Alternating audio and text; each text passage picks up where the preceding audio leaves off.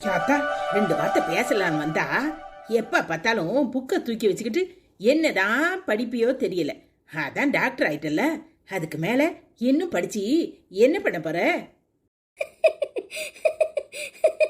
என்ன முத்தலகு, என்ன என்ன பேசணும் சொல்லு. சும்மா உட்காந்துருந்தேன், நேரம் போகல, அதான் கொஞ்சம் சும்மா வந்து சப்ஜெக்ட பாப்போமேனு வந்தேன். ஏன்? ஆமா, பெருசா சப்ஜெக்ட பக்கா சப்ஜெக்ட படிச்சதே எத்தனை நேரம் தான் படிப்பேலோ தெரியல.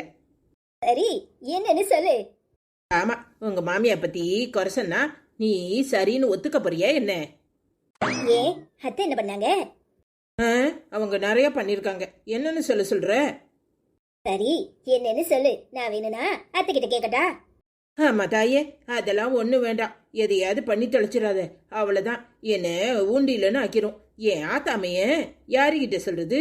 அதான் உன்னை தேடி வந்தேன். சரி சரி, என்னன்னு சொல்லு. அது ஏன் கேக்குற? நமக்கெல்லாம் 15,000 ரூபாய் பட்ஜெட் கொடுத்தாங்கல்ல, அந்த மாலினிக்கும் ராகினிக்கும் 30,000 ரூபாய் கொடுத்துருக்காங்க தெரியுமா? அவங்க குடும்பத்தில் உள்ள எல்லாருக்கும் பட்ஜெட்டுக்கு.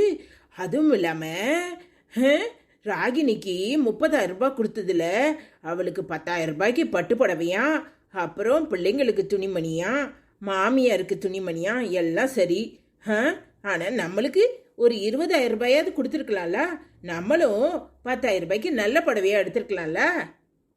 அதான் 15,000 அத்தை கொடுத்தாங்கல்ல, புடவைக்கு மட்டும்தானே. அதுல புடவை எடுத்தல, பின்ன என்னாச்சு?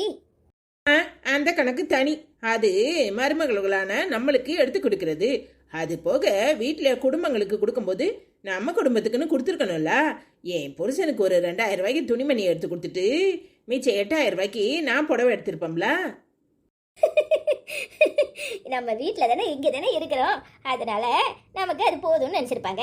அவங்க அடுத்த குடும்பம், அதனால அவங்களுக்கு கொஞ்சம் மதிப்பா நிறைய செய்யணும்னு நினைச்சிருப்பாங்க. இதுல என்ன தப்பு இருக்கு? ஓகா, சும்மா எதையாவது சொல்லணும்னு சொல்லாத. என்னதான் இருந்தாலும் அத்தை உன் சொந்தக்காரங்கல்ல, அதனால நீ விட்டு கொடுப்பியா? அப்படியெல்லாம் ஒண்ணும் இல்ல. இங்க பாரு, என்னதான் இருந்தாலும் ராகினி வேற குடும்பம், மாலினி வேற குடும்பம், அதனால அவங்களுக்கு முறையா மதிப்பா செய்யணும்னு நினைச்சிருப்பாங்க. நம்ம ஒரே குடும்பம் தானே, இங்க என்ன சண்டையா போட்டுக்க போறோம்? எதனாலும் கூட குறைய இருந்துட்டு போகுதுன்னு நினைச்சிருப்பாங்க. மத்தபடி அத்தை காசு கொடுக்கறதுல அப்படியெல்லாம் குறை வைக்க மாட்டாங்க. என்ன உன்னை உளுந்து பருப்பு ஊற பட சொன்னாங்களே, அத்தை ஊற போட்டியா? அடுத்த பஞ்சாயத்து பண்ணதுக்கு வந்துட்டியாக்கும்? ஆமா, பஞ்சாயத்து பண்றாங்க. உனக்கு என்ன, இங்கிட்டும் கிடைக்குது அங்கிட்டும் கிடைக்குது. கொடுத்து வச்ச மாராசி. உங்க அம்மா 10,000 ரூபாய்க்கு ஒரு புடவை எடுத்து கொடுத்துருக்கு. அதான் இந்த சிமிட்டிக்கிட்டு இருக்க. இவன் என்ன காயத்ரி, கஞ்சிக்கு செத்தவன் மாதிரி எந்த நேரம் பார்த்தாலும் புடவை புடவை புடவைன்ட்டு கிடக்கா? எப்ப பார்த்தாலும் இவளுக்கு வேற எதுவுமே தோணாதா? ஐயோ விடுக்கா, அவ விளையாட்டுத்தனமா ஏதோ சொல்றா, அதை போட்டு நீ பெருசுப்படுத்திக்கிட்டு. அதெல்லாம் ஒன்றும் விளையாட்டுத்தனமா சொல்லல, உண்மையதான் சொல்றேன். பாத்தியா, உண்மையாதான் சொல்றாளாம். இவ எப்படி ஆளுன்னு உனக்கு தெரியுதா? எப்ப பார்த்தாலும் சேலை சேலை சேலை சேலன்ட்டு ஏண்டா இப்படி அலையிறாளோ தெரியல. உனக்கு என்னம்மா, வரிசையா எடுக்கிறதுக்கு ஆள் இருக்கு. எப்ப பார்த்தாலும் என்னையே குறை சொல்றதுக்கு மட்டும் வந்துருவா. முத்தழகு, அப்படியெல்லாம் பேசாத. அத்தை எல்லாரையுமே சரி சமமாதான் பாக்குறாங்க. சில நேரம் சில விஷயங்கள்ல அத்தைக்கு தெரியாதா என்ன யாருக்கு எப்படி செய்யணும்னு? அவளுக்கு என்னதான் இருந்தாலும் வாழ வந்த குடும்பம், அதனால அவங்களுக்கு நம்ம வேற ஏதாவது செய்யணும்னு நினைச்சிருப்பாங்க. உன்னை எப்பவுமே அத்தை விட்டு கொடுத்ததே இல்லை. நீ அவங்கள தப்பா புரிஞ்சுக்கிற. நீ நினைக்கலாம் ராகினிக்கு எடுத்து கொடுத்ததுனால நான் ஒன்றும் சொல்லலை, என்னதான் இருந்தாலும் என் தம்பி பொண்டாடி தானே அப்படின்னு நீ நினச்சிருக்க. அதனால தான் இப்படி பேசுகிற. அதெல்லாம் அப்படி இல்லை. ராகினிக்கு என்ன செய்கிறாங்களோ அதே தான் மாலினிக்கு செய்யணும்னு அத்தைக்கு தெரியும். அதனால தான் அவங்க 2 பேருக்கும் ஈக்குவலாக செய்யணும்னு நினச்சிருப்பாங்க. நம்ம இந்த வீட்டில் தானே இருக்கோம், நம்ம எப்போனாலும் ஏதனாலும் கேட்டால் நமக்கு செய்ய போகிறாங்க, மாட்டேன்னா சொல்ல போகிறாங்க.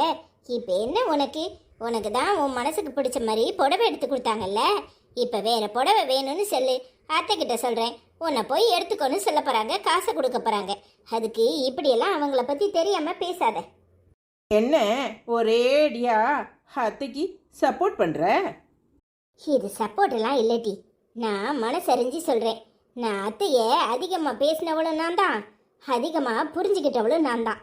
காயத்ரி அத்தையும் சேர்ந்து இருக்காங்கன்னு சொல்லிட்டு என்னெல்லாம் பேசியிருக்கேன் தெரியுமா?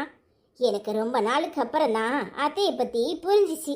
அவங்க யார்கிட்டையுமே நம்மளை விட்டு கொடுத்ததில்ல. 4 மருமகளுமே ஒன்றா தான் சொல்கிறாங்க.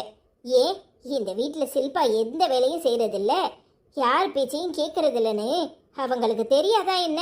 ஆனாலும் அவளை யாருக்கு முன்னாடியும் விட்டு கொடுத்ததே இல்லை தெரியுமா? அதுலேயும் ஒன்று, பெத்த தாய் தகப்பன் இல்லாத முத்தழக நாம் எப்பவுமே விட்டு கொடுக்கக்கூடாது. அவள் நம்ம குடும்பத்துக்கு வந்ததுலேருந்து நம்ம மக மாதிரின்னு சொல்லிட்டு இருக்காங்க. நீ அவங்கள புரிஞ்சிக்காம இப்படியெல்லாம் பேசாத முத்தழகு. என்னக்கா சொல்ற? என்ன என்னக்கா சொல்ற, நொன்னக்கா சொல்றேன்னு எல்லாத்தையும் உனக்கு எடுத்து எடுத்து புட்டு வைக்கணுமோ? இங்க பாரு, தீபாவளிக்கு உங்க ஆச்சியையும் கூப்பிடணும், அங்க தனியா இருந்து என்ன செய்ய போறாங்கன்னு சொல்லிட்டு இருக்காங்க. நீ என்னன்னா அவங்கள புரிஞ்சிக்காம இப்படி பேசிட்டு இருக்க.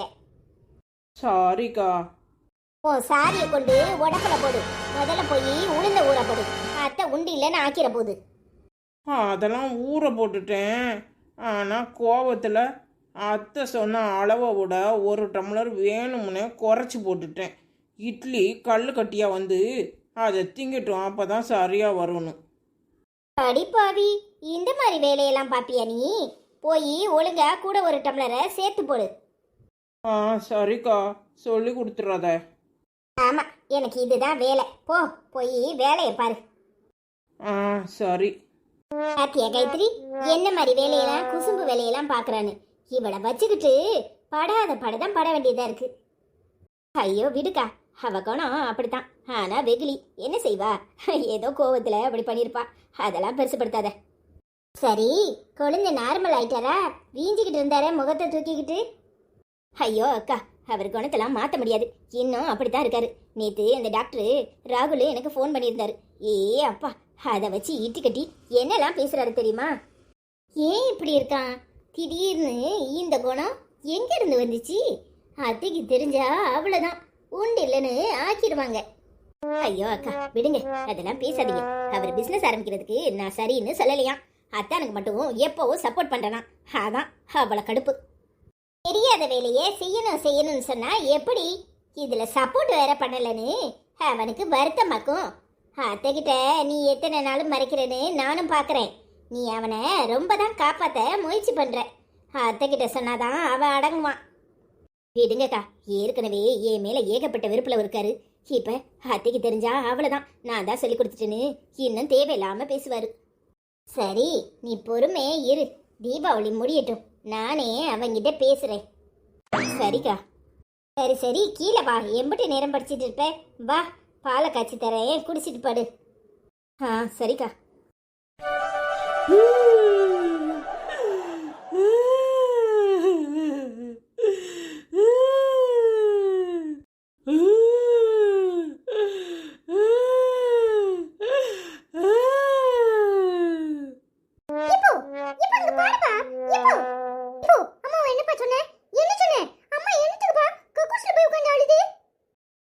நானே இப்பதான் உள்ள பாறேன், நான் ஒண்ணுமே சொல்லல. அவ என்னதுக்கு அழுதான்னு தெரியல, போய் கேட்டாதான் தெரியும். வா.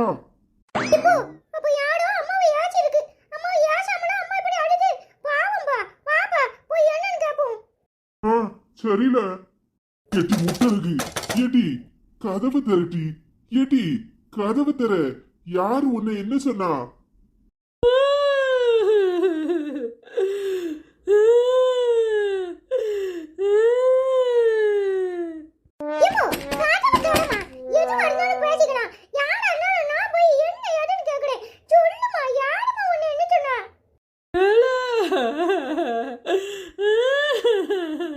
கதவு திறந்துதான் கிடக்கு. கெட்டி முத்தழகு, என்னாச்சு? யாரு உன்னை என்ன சொன்னா? என்னன்னு சொன்னதுன்னு தெரியும், அதுக்கு கக்கூஸ்ல வந்து இப்படி உட்கார்ந்து அழுவியா?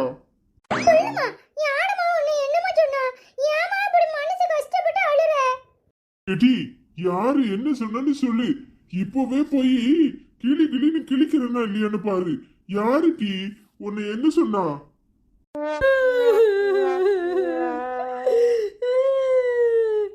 நான் தப்பு பண்ணிட்டேங்க.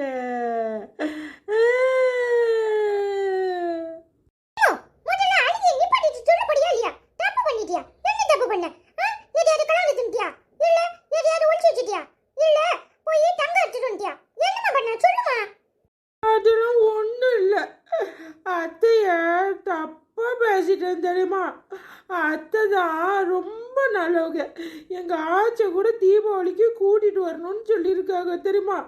நான் அத்தைய சேலை எல்லாருக்கும் ராகினிக்கு மாலினிக்கு எடுத்து கொடுக்காங்க, நிறைய விலையில நமக்கு மட்டும் குறைஞ்ச விலையில எடுத்து கொடுக்காங்கன்னு தப்பாவே சொல்லிட்டேன் தெரியுமா? கிட்டி இதெல்லாம் ஒரு விஷயம்னு கக்கூஸ்ல வந்து உட்காந்து ஒப்பாரி வப்பியாக்கும். எங்க அம்மாவை பேசும்போதெல்லாம் நல்லா பேசிக்கிட்டு கழுவி கழுவி ஊத்துறது.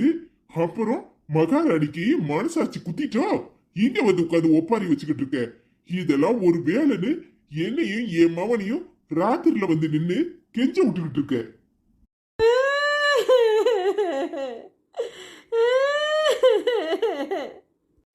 சும்மா நிப்பாட்டியே என்னமா வருது? நல்லா உட்கார்ந்து கக்கூஸ்ல விடி விடி உட்கார்ந்து அழு.